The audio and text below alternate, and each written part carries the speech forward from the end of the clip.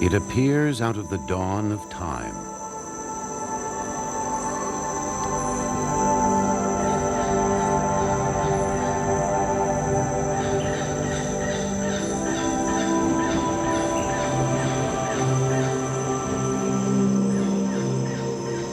A creation of the sun, a cauldron of life.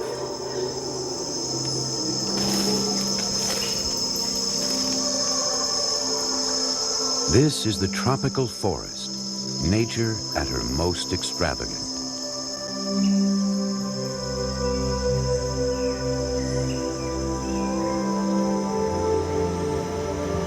Sustained by the partnership of animal and plant, it has produced more than half the species on Earth. It is a sea of green, seemingly spellbound, changeless. But look again. Behind the green curtain are countless battles for survival. Into this complex world has come a rare breed of adventurer. Scientific knowledge is the treasure they seek. And to find it, they're not afraid to go out on a limb.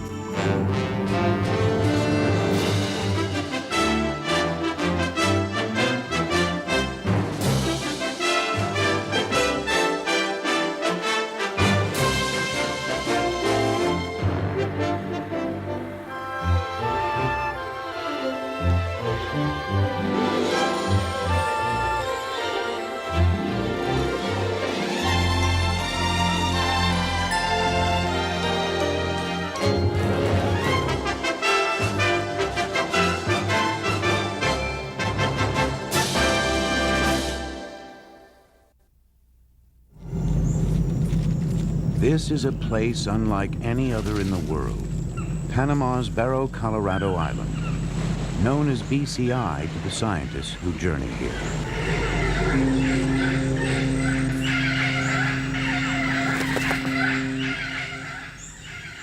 A protected realm in the middle of the Panama Canal, BCI is home to the Smithsonian's Tropical Research Institute.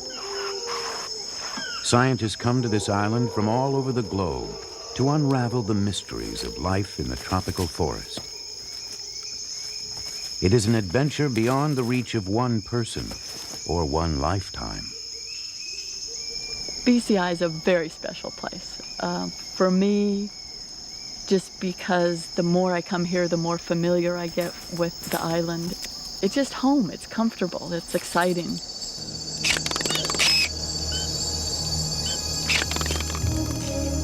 I think Barrow Island offers for me a lot of things that I would not find in any other place. It's a really highly diverse forest. The research facilities are just fantastic. You come there, you go out and do your work. And Barrow Island is protected so that your work is not disturbed at all.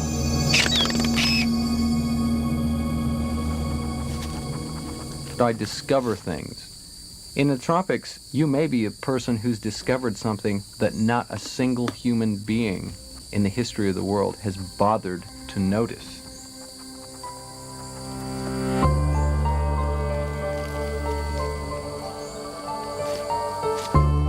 Here unfolds one of nature's great puzzles. How does the tropical forest manage to support such a remarkable community of life and sustain itself at the same time? One thing is certain. At the heart of it all are the trees. A single tree, as it drives towards the light, affects the lives of countless creatures. But life is a struggle here for every creature, and the odds that any one seed will grow into a titan are astronomical. It takes luck and strategy to make it to the top.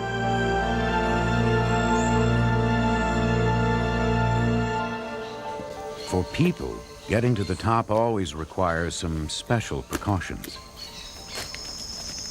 Biologist Deidre McLaren has learned to seek the forest's answers on its own terms. Even if it means following her slingshot all the way up into the crown of one of the forest's giants.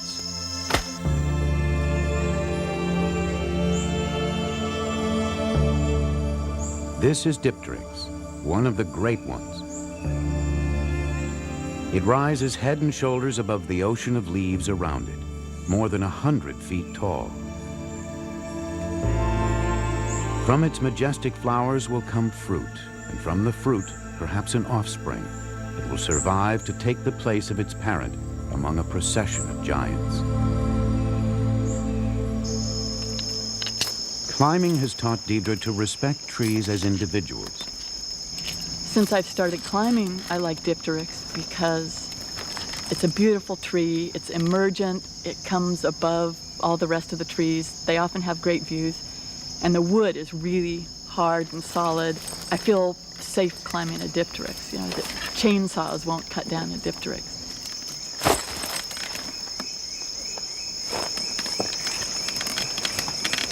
I have a lot of different emotions associated with actually climbing a tree.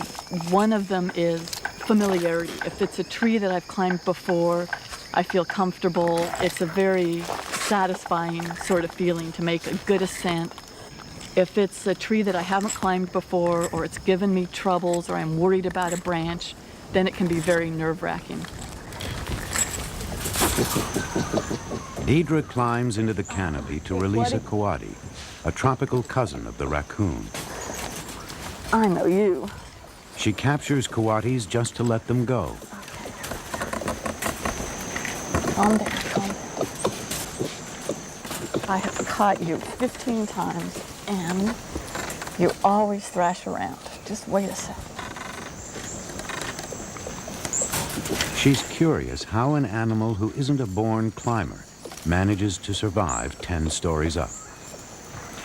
I think coatis are really interesting as climbing mammals because they're not perfect. They're kind of clumsy. They're not graceful leapers. They can't hang by their tail. They don't have exquisitely manipulative hands to grasp onto branches, but they do really well. One of the things that really surprised me was that they actually will jump quite a far distance going down. It'll launch itself into a tree, and it doesn't really know where it's going to grab on. It just, I think, assumes that it'll be able to find something when it hits that crown. The coati has a lot of company up here, with good reason. The canopy is the forest's powerhouse. This is where leaves transform light into the stuff of life itself. The canopy creates its own world with lands and waters, prey and predators. It overflows with flowers, greenery, and fruit, food for all who can live at these heights. Earthbound for years, scientists could only guess what went on up here until now. The canopy is the last frontier on Earth, and it's only been the last 10 or 15 years that people have really gotten up into the trees and started looking at the insects and looking at the leaves. And actually there still hasn't been that much mammal work up in the canopy, but it's a different life zone. It's like going to the bottom of the ocean, and you can't tell what's up here from working on the ground, and it's different. Bold researchers like Deidre are proving how different the tropical forest is from our preconceptions of the jungle. For one thing, it is not always steamy and wet. Like many tropical forests, BCI has a long dry season. Food is now becoming scarce. Even coatis, who will eat just about anything, are hard-pressed to fill their bellies.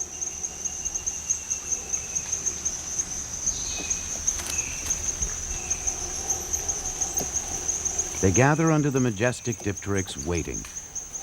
Now, when they need it most, the tree will bear its fruit. For Dipteryx, this is the beginning of the long struggle to reproduce.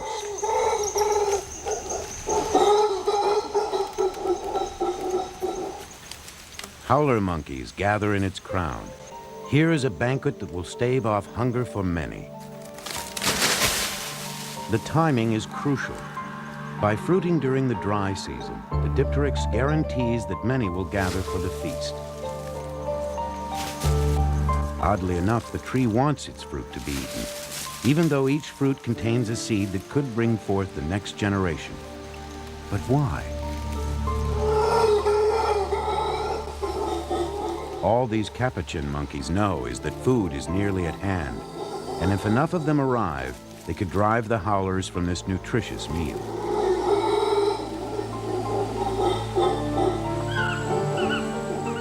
What scientists have discovered is the fruit is actually an expensive bribe.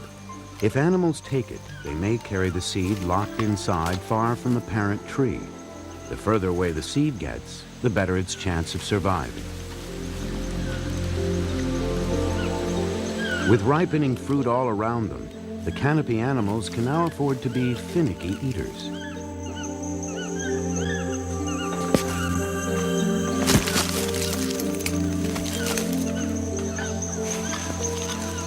Once they've had the ripest bit, they simply drop the fruit and move on to the next.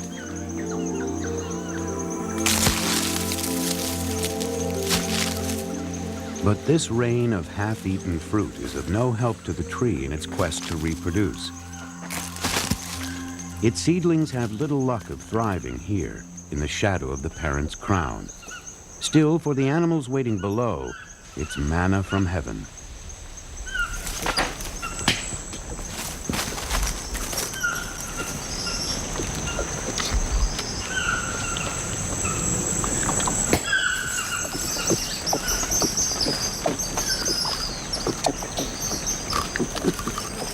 The coatis eat only the sweet flesh. They leave the seed intact. But others are waiting in the wings. Once the coatis have relieved their hunger, agoutis gingerly join the feast.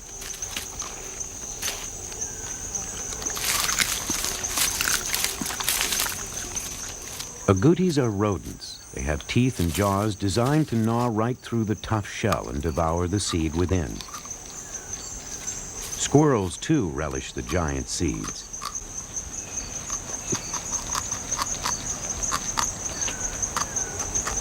Instead of creating new dipteryx trees, the seeds simply feed a host of hungry visitors. Even peccaries.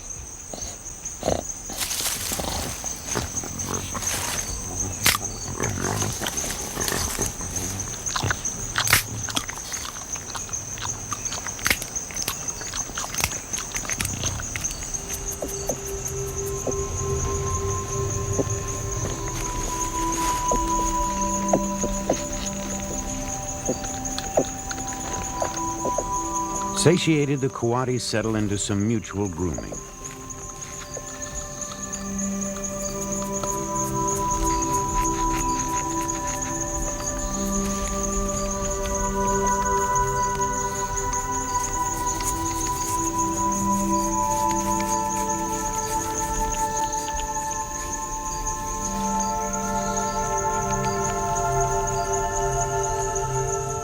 In evening's golden light, butterflies and ants gorge upon the remains of the feast.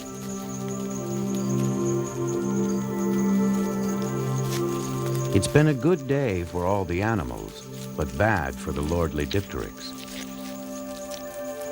Its potential offspring lie where they would have fallen anyway. Nothing has carried them away.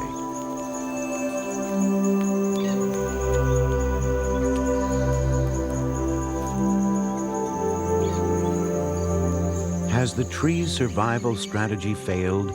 Is the next generation lost? Is there no help under the sun for the dipteryx?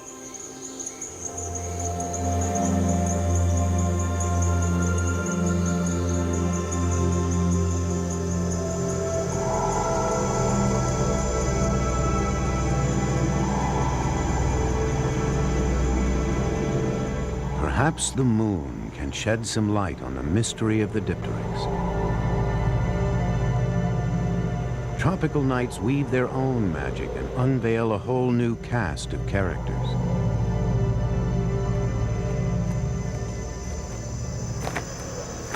Everywhere there are bats, conjured out of the dark. Among the branches hunts a marsupial, a marmosa. Its prey is pint-sized like itself. A katydid camouflaged unsuccessfully as a leaf. Even while enjoying its meal, the marmosa must be wary. If it doesn't want to end up as dinner itself.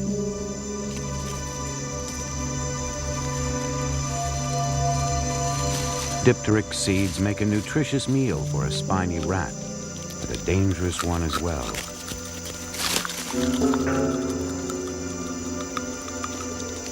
Gnawing on the tough seed makes enough noise to attract the unwelcome eye of a passing margay.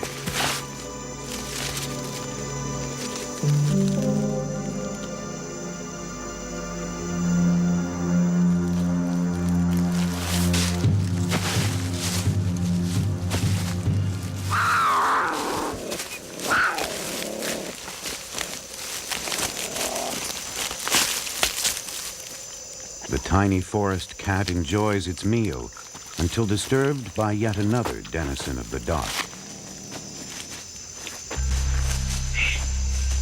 Only at night does Elizabeth Calco venture out on her own quest. The Barrow, Colorado island she knows is very different from the one most people see.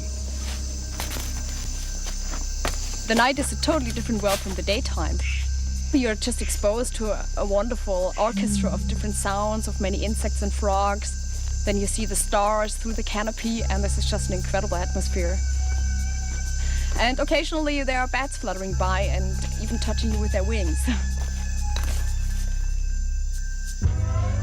The night holds no fear for Elizabeth. She is in her element, and bats are her passion.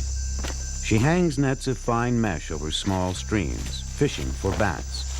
She believes bats are the unsung heroes of the night, vital to the survival of Dipteryx and many other tropical giants.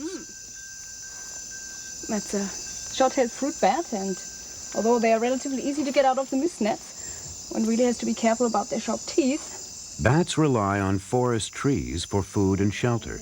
Picking your way through. But they'll repay their hosts as they make their nightly rounds. Legs are free. Whoops, don't bite me. Be nice. All right. I don't think that bats are really ugly. I think that the misconception that bats are ugly comes from our very limited knowledge about bats. Most of the bats have very, very pretty faces, and especially here we find bats with beautiful facial stripes and colored ears, and they actually have large eyes and don't look ugly at all. But a bat is much more than just a pretty face.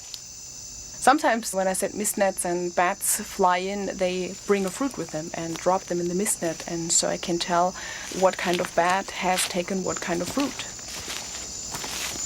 Oh, I know what this bat had for dinner.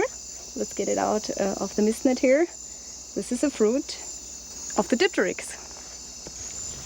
And the bat had carried the fruit in its mouth when it was hitting the mist net.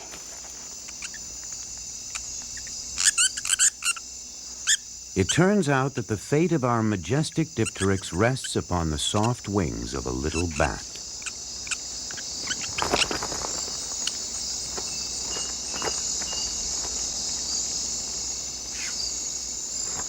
Drawn by the scent of ripe fruit, amphibious bats hover over the tree's canopy. Yet death lies in wait among these boughs.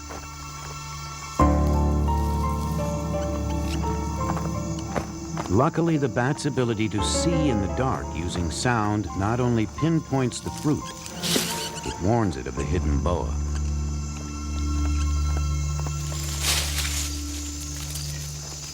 Once a bat locates a well-exposed fruit, it tears it off the stem and carries it away. Still, it's far too dangerous to eat it here.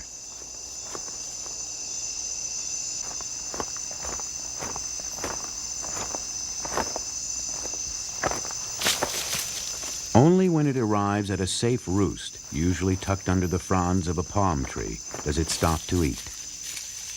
Unknowingly, it has already performed a great service for our Dipteryx. The bat has carried the fruit away from the dipteryx, beyond the reach of any diseases or parasites that may plague the parent tree.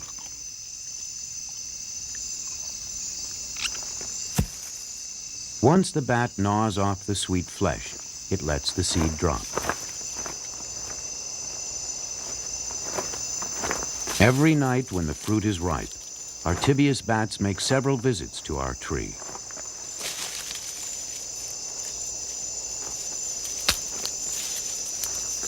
And each time they return to the safety of the same feeding roost to enjoy their meal.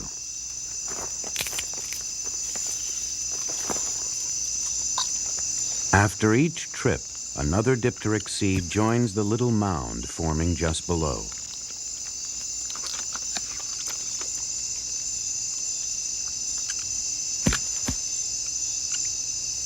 Curiously enough, in this heap of discards lies the tree's best hope for a successor.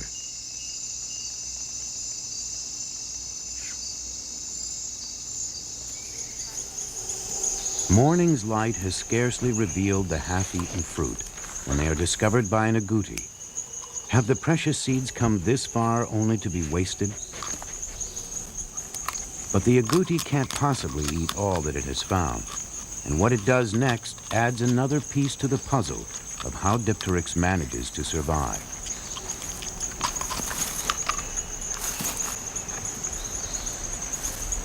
With the dry season continuing, the agouti stashes the remaining seeds for the hard times to come.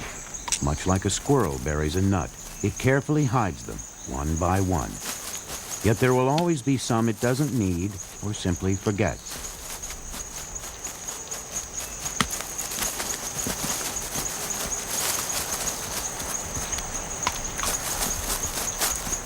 Unwittingly, the agouti has now planted the next generation of a tropical giant.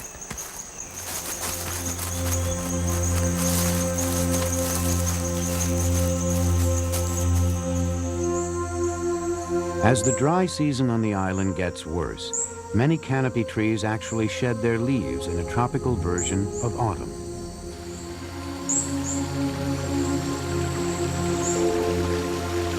For months, streams have been draining water away, and torrid heat continues to rob the forest of precious moisture.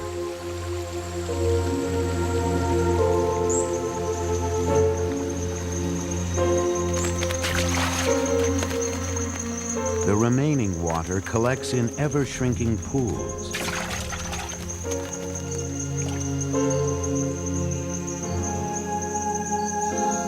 More and more trees drop their leaves. It's a way to conserve water and cut their losses as the drought deepens.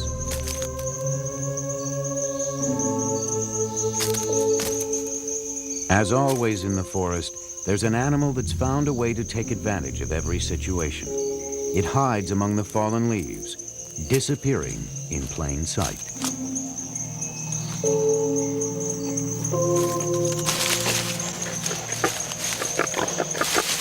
A caterpillar masquerading as a dead leaf.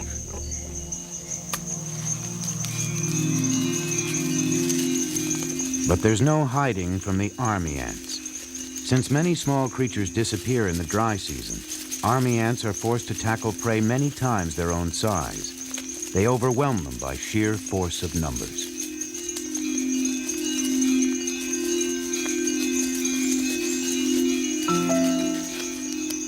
Tree hoppers suck the remaining sap out of plants, but they're also under attack. A mother defends her brood from a wasp trying to steal one of her larvae for food.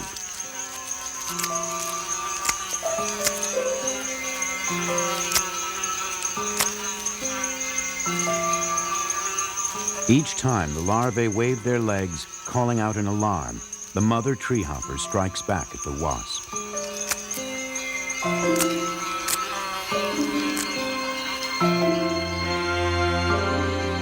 By April, the dry season has turned cruel.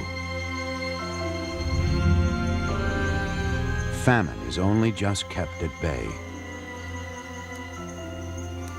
The buds from the balsa tree are eaten before they can ever bloom.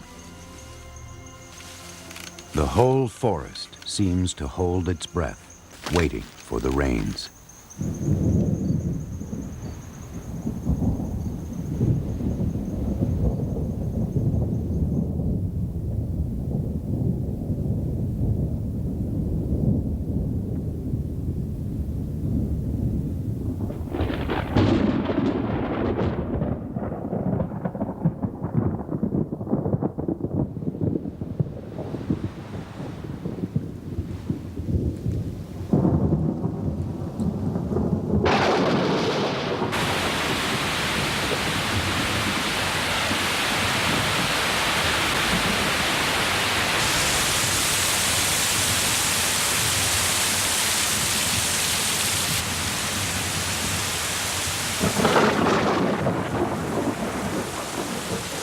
Over 8 feet of rain may fall during the wet season. The first good drenching triggers an avalanche of change.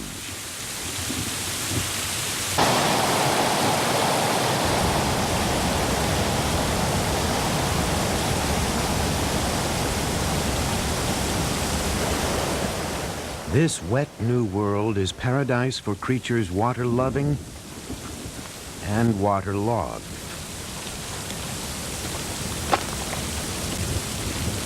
Stan Rand, renowned frogman, is used to working in a deluge, but it does have its drawbacks. When you wear glasses such as I do, you don't see properly because your glasses get all wet from the rain on them, and then they get all steamed up inside and you can't see anything. Luckily, sight is not the primary sense Stan uses in his work.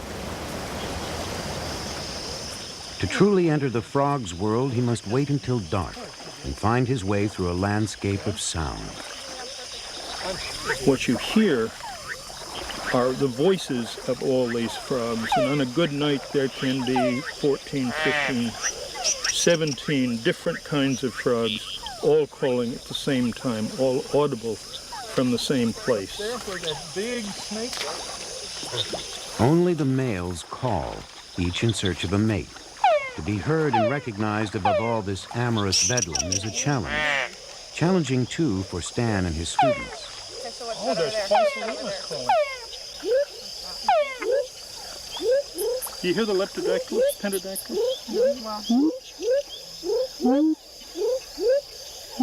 Actually, it's amplitude modulated, but I can't do that.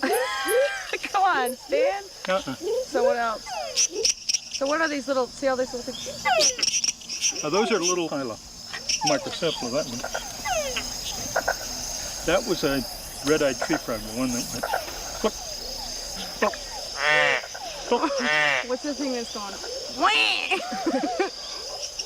Which one? It's going like. That one? Yeah. That one. Oh, that's Phrynohylas venulosa. That's a really neat frog. But be really careful if you touch it, because it's highly venomous.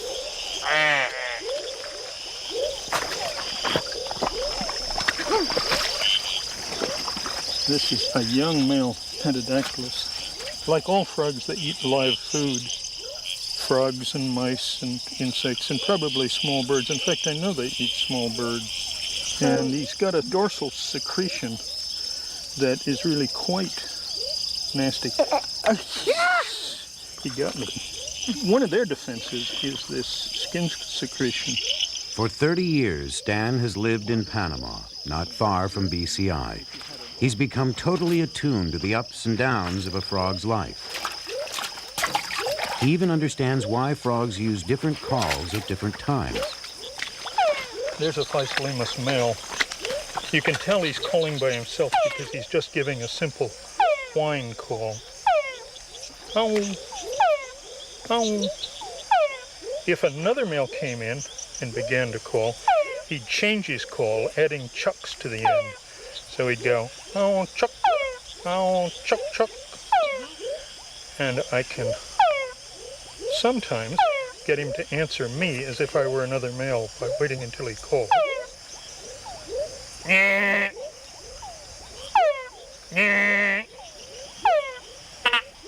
See, he went from going, oh, to, oh, chuck, oh, chuck. And now that I've stopped talking to him, he's gone back to the simple whines.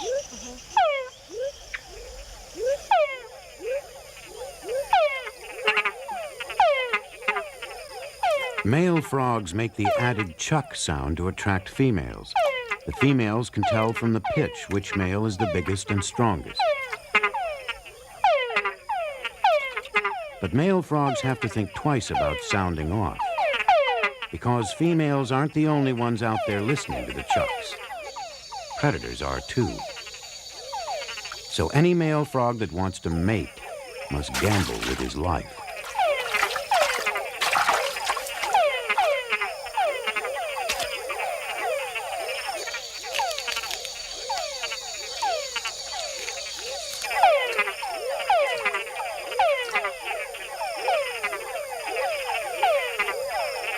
And with other bigger frogs nearby, a call can be a fatal attraction.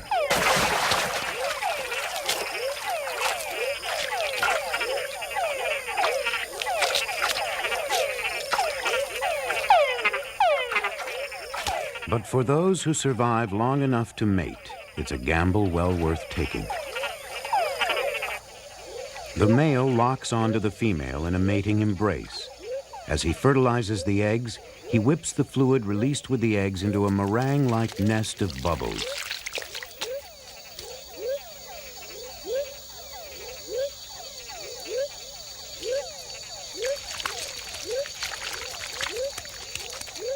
These tiny frogs mate in very shallow pools at the foot of dipteryx and other trees.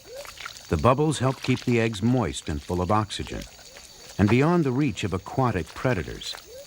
Sometimes several pairs will cooperate in creating a frothy nursery for their young.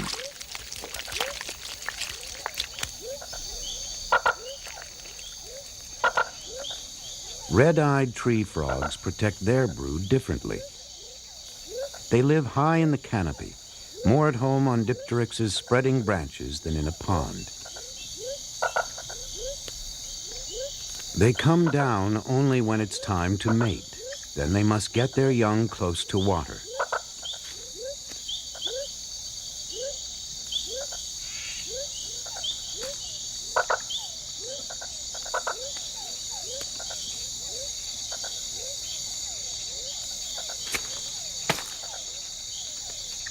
The males descend to the lower eaves of the tree, where they call to the larger females.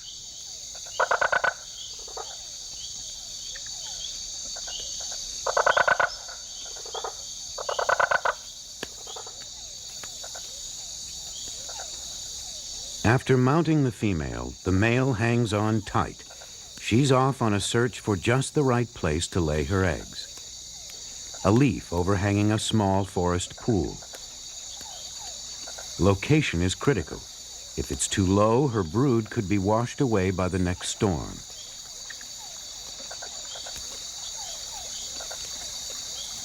Sometimes the eggs are laid as high as 30 feet up.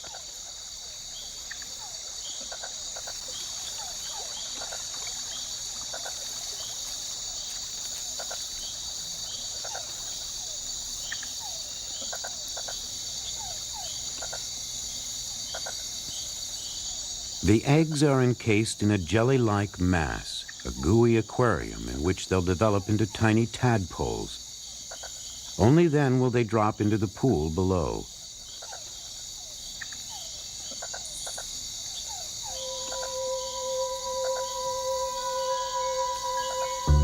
The young frogs rush to develop, and none too soon. A vine snake, 3 feet of elegant death.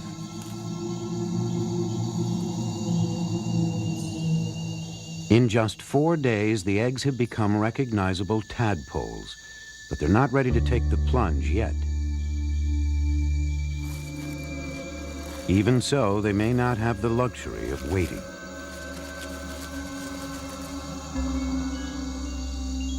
At this stage, the tadpoles can hatch, but in just a few more days, their tails will be much longer, allowing them to swim better.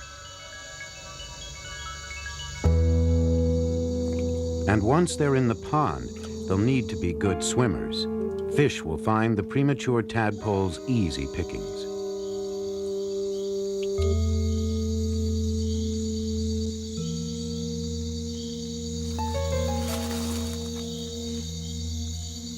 It's a deadly dilemma. Risk the snake's bite or leap into the waiting mouths of the fish below.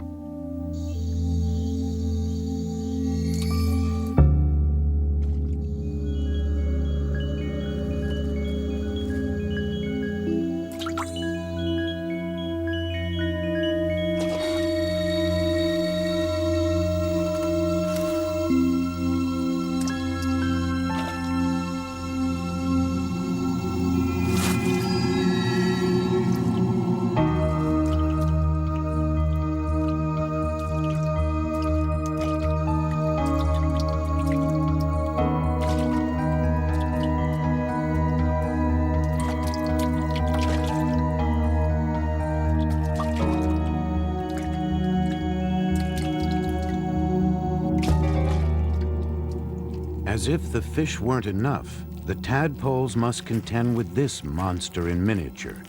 A dragonfly nymph, a youngster itself, is one of the fiercest creatures in this realm.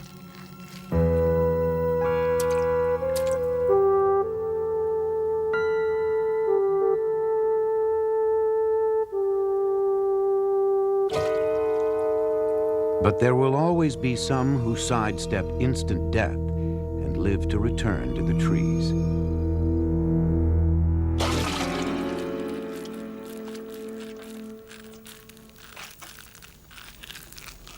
Despite all appearances to the contrary, even the dragonfly nymph will be transformed someday soon and take to the tropical air.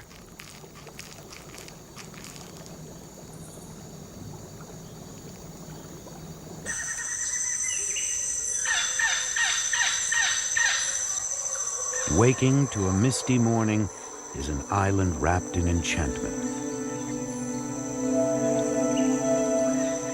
The rains have cast their spell, and in the soil the seeds of our dipteryx await a rebirth.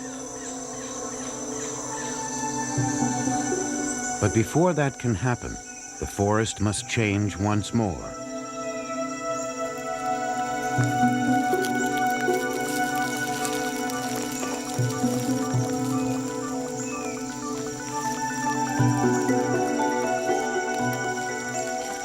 A carpet of forest litter, preserved in the dry air. Now moisture melts it away. In just a few days, the nutrients locked away in the dead leaves will be restored to the living.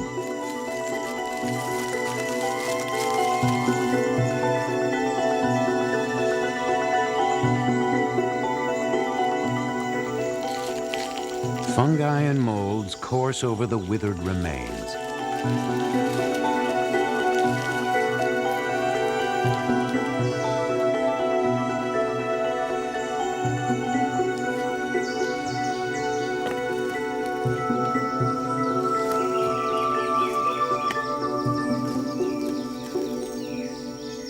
Fungi are the middlemen, mining the bodies of the dead for riches which they supply to the living. Here, everything is recycled as a new generation rises from the moist earth.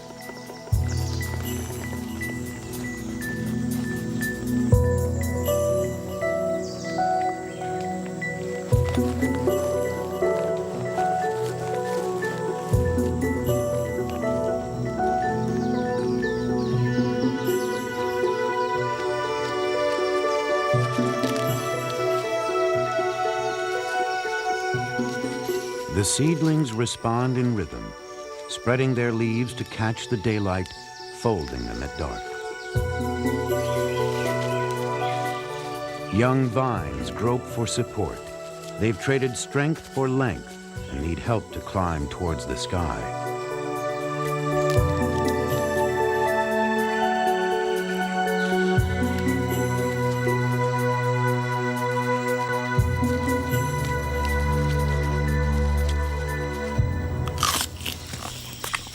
But wherever they grow, they can't escape the hordes of hungry mouths that surround them.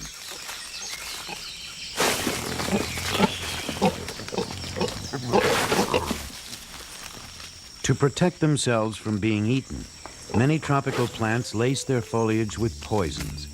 But these new leaves haven't had the time to mount their chemical defense.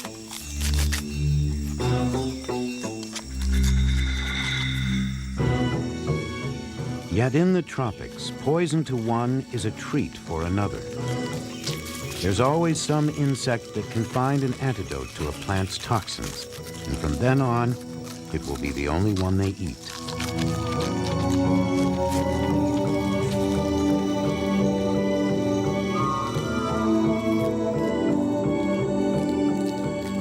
Leafcutter ants have found another strategy. An army of workers seeks out only non-toxic plants, any and all they can find.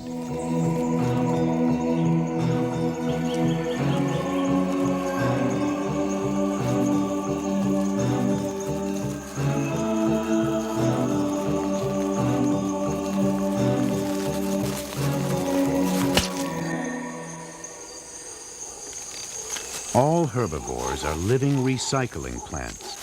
They absorb just a small fraction of what they eat. The rest they return as manure, rich fertilizer that feeds the growth of the forest. Unless it gets hijacked by a pair of industrious dung beetles. A monkey dropping is a mother lode for the dung beetles, who fashion it into a ball, a combination pantry and nursery for their young.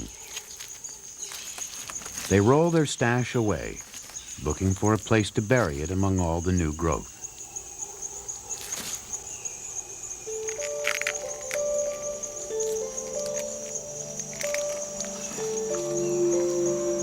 A baby dipteryx enters this complex and competitive world. It started life as a tiny flower in the canopy, where it was pollinated and ripened into a fruit. It was carried away in the claws of a bat, who ate its flesh and discarded the seed. It was buried alive by an agouti and has lain in wait for the rains for months. Now its time has come.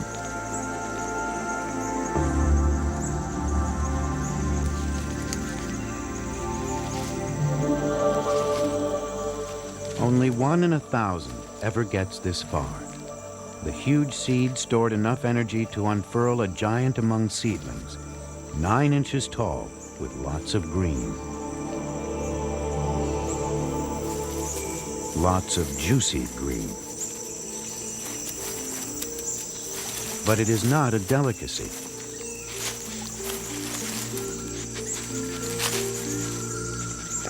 Not even a food of first choice. But when other juicy edibles become scarce, baby dipteryx does end up on the menu.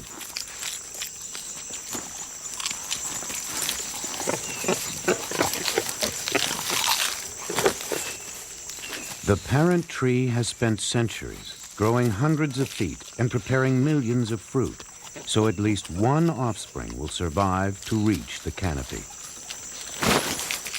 Yet all that effort can be gobbled up in seconds.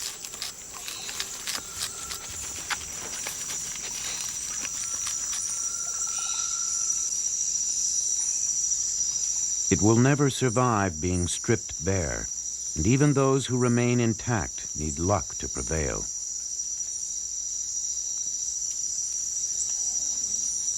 They must have light to live, and light is hard to come by on the forest floor.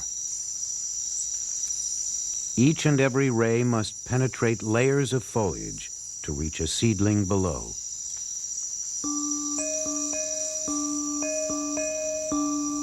Animals can search out light, but the seedlings, rooted in place, must wait for the sun. They make do with sun specks that flicker over the forest floor, illuminating them for just minutes each day.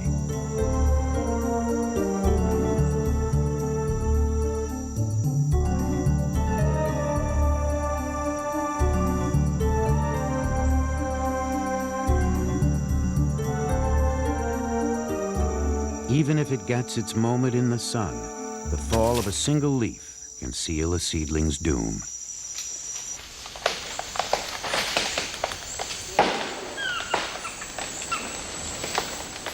A new day in the forest sometimes brings disaster. If a new tree is to thrive, another must fall.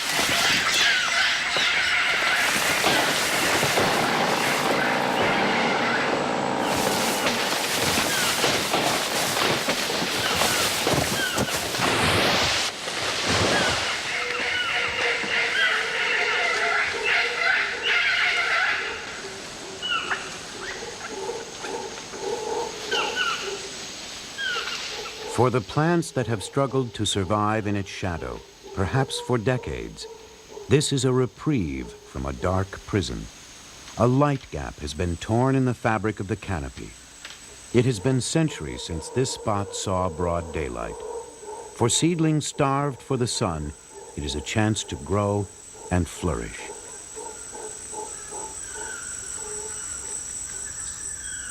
A race for the life-giving light has begun. There will be winners and losers as each plant tries to crowd out its neighbors. Into the new light comes another creature, biologist Phil DeVries. Phil studies the world of the light gap, and he's discovered some astonishing relationships here. Since I've been a small child, I noticed plants and I noticed insects. I like being in nature and I like forests a lot. I can think of nothing more enjoyable than being surrounded completely on all sides, and I literally mean up, down, any direction, with life, and that's what being in a tropical rainforest is all about. His love for this forest world is neatly matched to his quick eye and insatiable curiosity.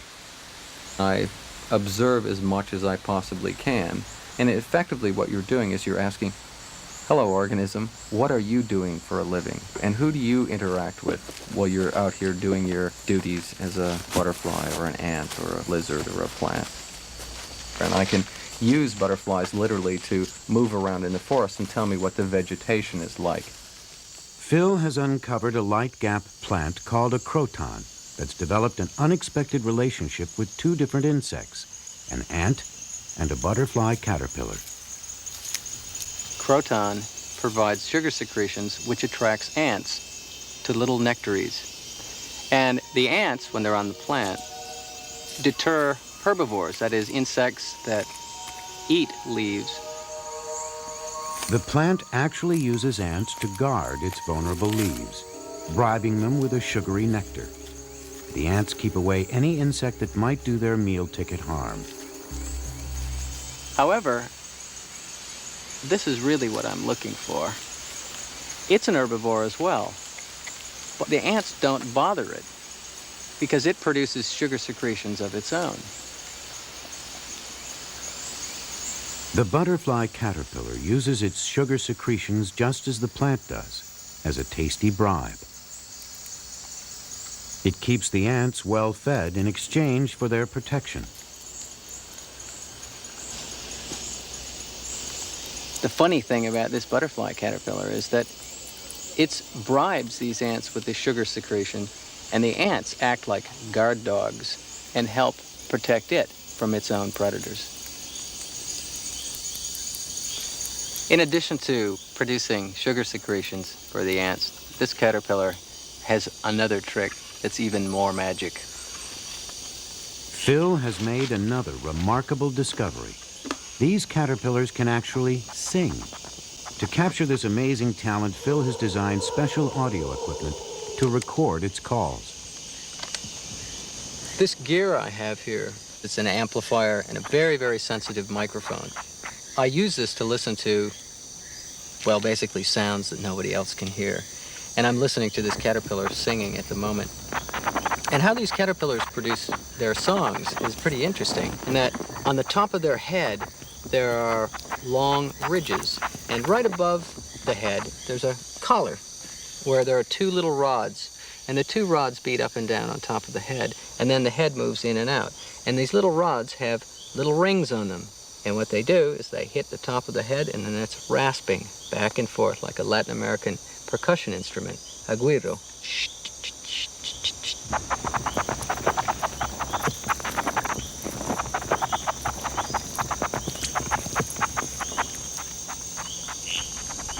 I think it's fair to say, without gloating too much, I have the world's largest collection of caterpillar calls.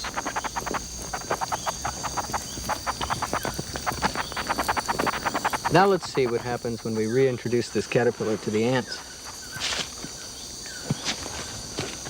Upon its return, the caterpillar puts its musical ability to another surprising use, mimicking the calls of ants. The ants respond as we would if we heard a cry for help, They rush over immediately, and help is always welcome. Danger is never far away.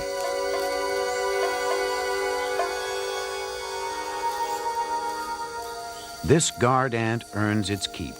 An assassin bug could skewer the caterpillar and suck it dry. But it's no match for the ant.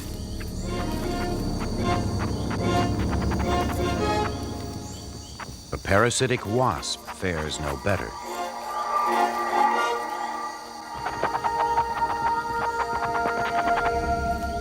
In the tropical forest, every creature lives within an intricate web, shifting always between harmony and struggle.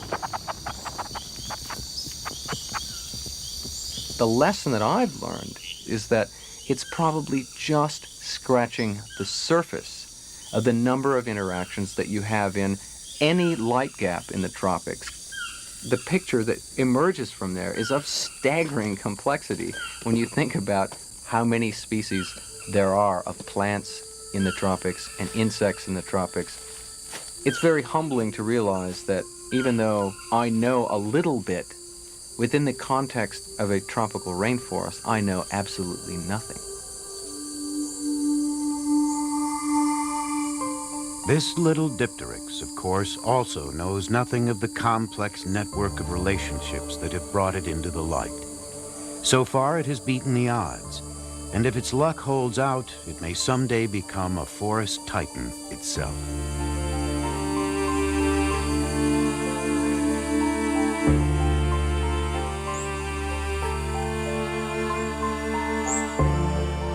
Dipteryx, large and small, is at the heart of a glorious pattern of forest life. Unveiling this grand design remains the quest of the scientists of Barrow, Colorado Island. A labor of love and a journey of many lifetimes. Perhaps centuries from now, the forest will still be here, and scientists will still be working in its green depths, when our tiny seedling finally takes its place among giants.